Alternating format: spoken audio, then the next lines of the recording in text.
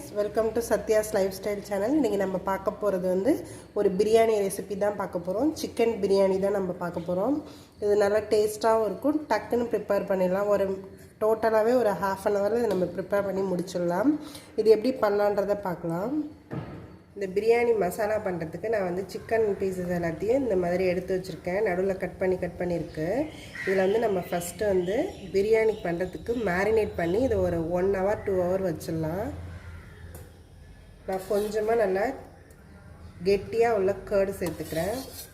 நான் ஒரு 2 ஸ்பூன் கிட்ட சேர்த்துக்கிறேன்.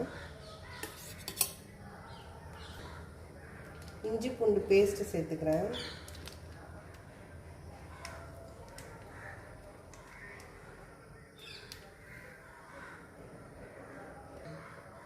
மஞ்சத்தூள் ஆட் பண்ணிக்கிறேன். சால்ட் ஆட் பண்ணிக்கிறேன். கொஞ்சமாக பிரியாணி மசாலா சேர்த்துக்கிறேன். நான் வந்து கடையில் வாங்கின பிரியாணி மசாலா தான் சேர்த்துக்கிறேன். நான் ஒரு 2 ஸ்பூன் கிட்ட சேர்த்துக்கிறேன். கொஞ்சமாக புதினா இலை சேர்த்துக்கிறேன். பிரியாணி இலைன்னு சொல்லுவோம் இல்லையா, ரம்ப இலை, பேந்தன் லீவ்ஸ்னு, அதுவும் கொஞ்சம் சேர்த்துக்கிறேன். இது எல்லாத்தையும் நம்ம நல்லா மிக்ஸ் பண்ணிக்கணும். இது நல்லா மிக்ஸ் ஆகிடுச்சு. எல்லா இடத்துலையும் நல்லா எடுத்து விட்டு நல்லா மிக்ஸ் பண்ணி வச்சிடணும். இது நல்லா 1லேருந்து 2 hour கூட இது நல்லா அப்படியே ரெஸ்ட்லேயே இருக்கலாம். இது 2 hours அப்படியே இருக்கட்டும். சிக்கன் பிரியாணி பண்ணுறதுக்கு நான் வந்து கொஞ்சமாக நெய்யும் குக்கிங் ஆயிலும் கலந்து எடுத்திருக்கேன். நான் வந்து இன்றைக்கி வந்து எலக்ட்ரிக் குக்கரில் தான் பண்ண போகிறேன். சேம் இதே மெத்தட்லேயே நீங்கள் குக்கரில் பண்ணலாம். தாளிக்கிறதுக்கு ஒரு பட்டை, 2 கிராம்பு, 2 ஏலக்காய் எடுத்திருக்கேன்.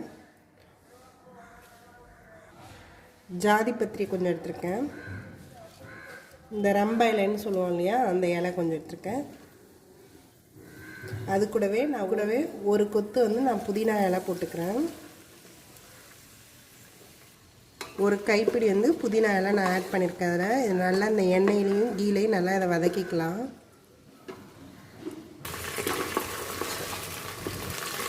இதில் கொஞ்சமாக நான் ஆனியன் ஆட் பண்ணிக்கிறேன். ஆனியன் நல்லா வதங்கணும். நல்லா ப்ரௌன் ஆகி சுருண்டு வர அளவுக்கு நம்ம இதை வதக்கி எடுக்கணும். கொஞ்சமாக உப்பு ஆட் பண்ணிக்கிறேன். இந்த வெங்காயம் வந்து ஒரு ½ தான் வந்திருக்கு, நமக்கு வதக்கியிருக்கு. இன்னுமே நல்லா அதை நம்ம ப்ரௌனாக நல்லா சுருண்டு வர அளவுக்கு நம்ம வதக்கணும். அப்போ தான் பிரியாணி டேஸ்ட் நல்லாயிருக்கும்.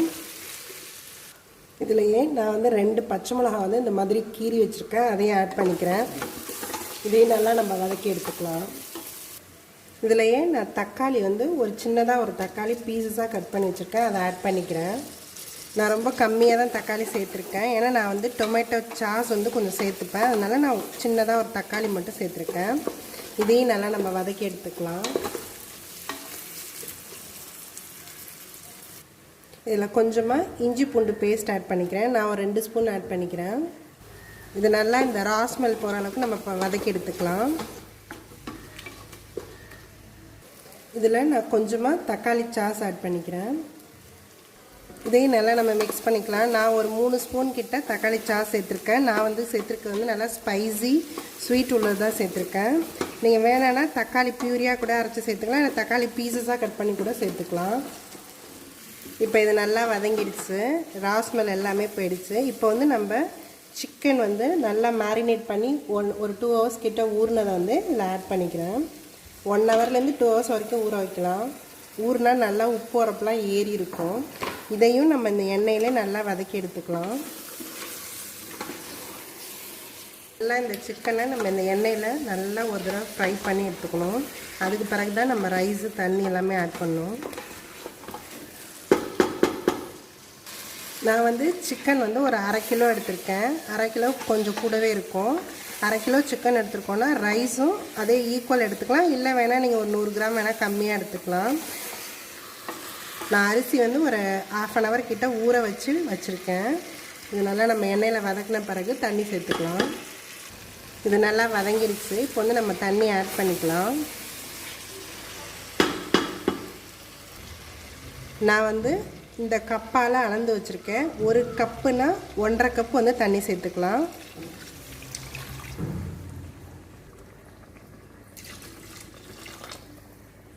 இந்த தண்ணியை நல்லா இந்த மசாலாவோட நல்லா மிக்ஸ் பண்ணிக்கலாம். இது நல்லா கொதிக்கட்டும்.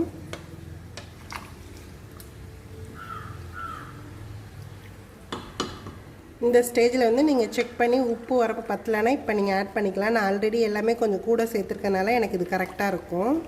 நீங்கள் செக் பண்ணி பார்த்துட்டு வேணும்னா இப்போ எதாவது சேர்க்கணுன்னா சேர்த்துக்கலாம்.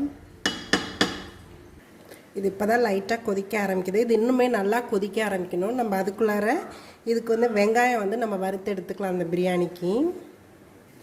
பிரியாணிக்கு நம்ம வெங்காயத்தை வந்து நல்லா ஃப்ரை பண்ணி எடுத்துக்க போகிறோம். நான் வந்து எண்ணெய் நல்லா ஹீட் ஆக்கி வச்சுருக்கேன். இதில் வந்து நான் ஆனியனை போட்டு வறுத்து எடுத்துக்கிறேன். இது நல்லா ஃப்ரை ஆகணும். நல்லா ப்ரௌனாக வர அளவுக்கு நம்ம இதை ஃப்ரை பண்ணி எடுத்துக்கலாம். இது நல்லா ப்ரௌன் ஆகிடுச்சு. இதை நம்ம எடுத்துடலாம்.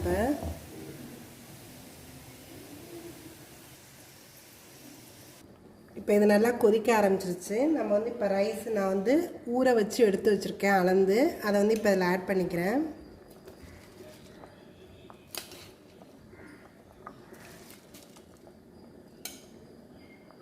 இதை வந்து நம்ம சைடில் மட்டும்தான் கிளறணும். ரொம்ப கிளறக்கூடாது, இல்லைன்னா அரிசி உடஞ்சிரும். அடியில் விட்டுட்டு இப்படி ஒரு ஆட்டினாலே போதும். லாஸ்ட்டாக நான் கொஞ்சமாக நெய் ஆட் பண்ணிக்கிறேன். கொஞ்சமாக புதினா கொஞ்சமாக போட்டுக்கிறேன். இது நல்லா இப்போ கலந்து விட்டாச்சு. நான் இதில் லாஸ்ட்டாக கொஞ்சமாக லெமன் புழிஞ்சிக்கிறேன்.